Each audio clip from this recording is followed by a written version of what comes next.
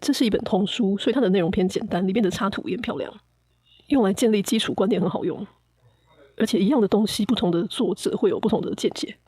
虽然这本书偏简单，它也没有介绍所有的标点符号，它只有介绍我们写作会比较常用到的那几种。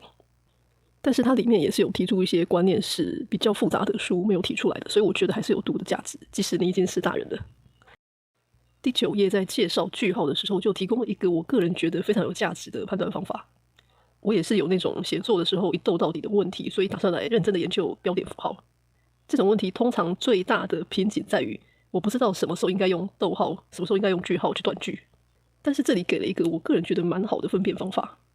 我们都知道用句号的时机就是一个句子的结束，但是会一逗到底的人往往就是不知道那个句子什么时候可以算结束。因为有的时候写作的时候，想话的速度会快于写字或是打字的速度，所以没有办法一边记录一边去很完整的帮它的结构做规划。这里提到说，除了你看一个句子完整了没，另外一种判断方法就是看这一句的后面有没有办法当做一个完整的句子。如果有的话，那上句可以句号结束，但是如果没有的话，就要逗号让它延续下去。第13页介绍了顿号的用法。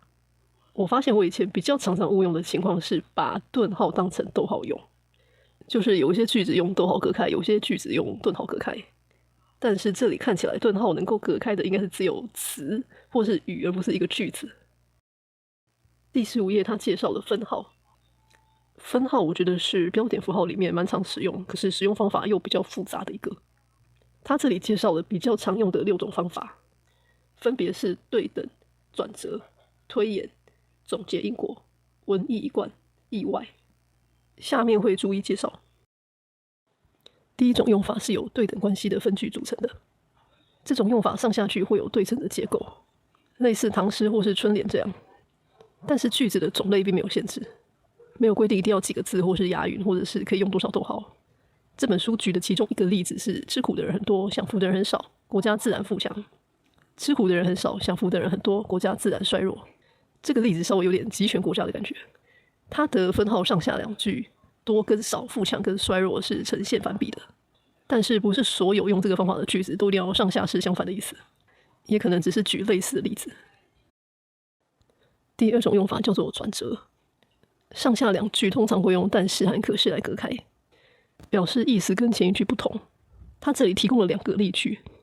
第一个是一件衣服必须经过裁缝才能完成，分号，但是缝衣需要布，说到布就不能没有织布的人。这句话我读起来觉得转折的意味不是非常的强，感觉上好像要在下文提到没有布的困扰才会觉得上下句的语气有很强的转换。他给的第二个例子我觉得比较明显，你固然爱我，为我设想，分号，可是你悲痛的语调却深深的刺伤了我。感觉得出来他情绪前面是在夸奖，但后面是有点责备，所以我就把2个都一起放上来。第3种用法叫做推演，为了对上一个句子补充说明，中间就用分号隔开。他这里提供的例子是一日之计在于晨，分号，早晨读书记忆力最强，效果也最好。后面是在解释为什么早晨读书是最好的。第4种用法叫做总结，当一个句子有因果关系，而下一句可以当作上句的结论的时候，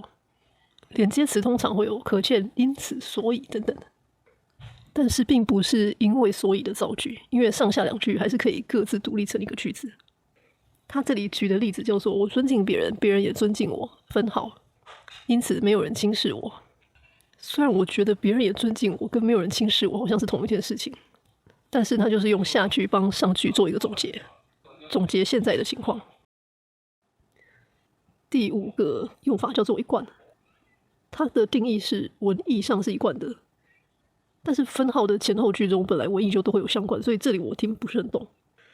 我觉得看起来似乎是如果其他的类型没有办法解释，那就用这个来解释。他给出的例子是这么晚了他还没有回来，分号，我们先吃饭吧。这种句子我以前写我应该是会用逗号，但是我认真看这2个都可以各自成句，所以好像应该是用句号。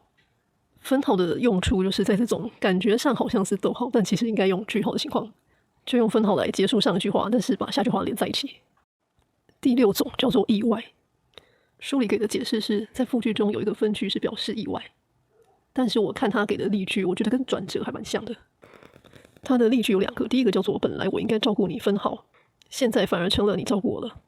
第二个是他读书比我用功，分号，可是这次考试的成绩却比我差。他用到的连接词有反而跟可是，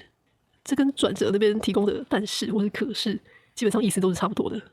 在第21页的时候，他介绍了冒号的用法。写文章的时候比较常见的是引起下文跟总结上文。第一种用法叫做引起下文，通常我们在解说或者是介绍一堆名词术语什么范畴的时候，就会用这种例句。他这里给出的例子是图画的内容冒号山水人物景物公式动物植物，就是在告诉你图画的内容有哪些。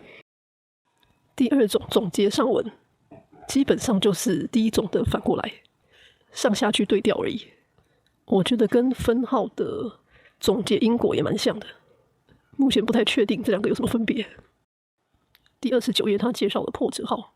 书里给的定义是当文句的意思骤转或者是语气忽然转变的时候。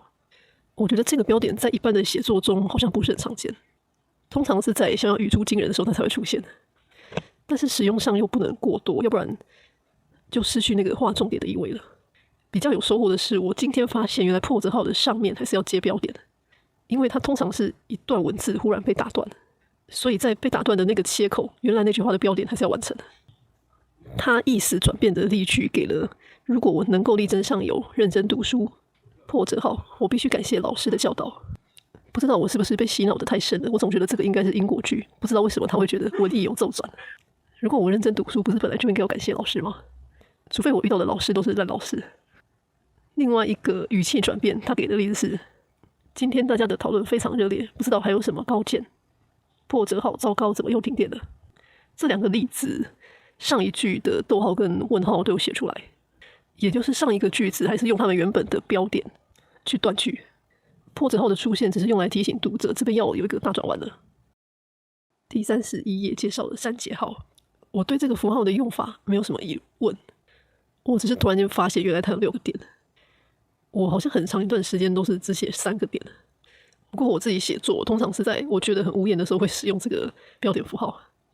对应到他们给出的例子，无言应该是想说而没有说完的话。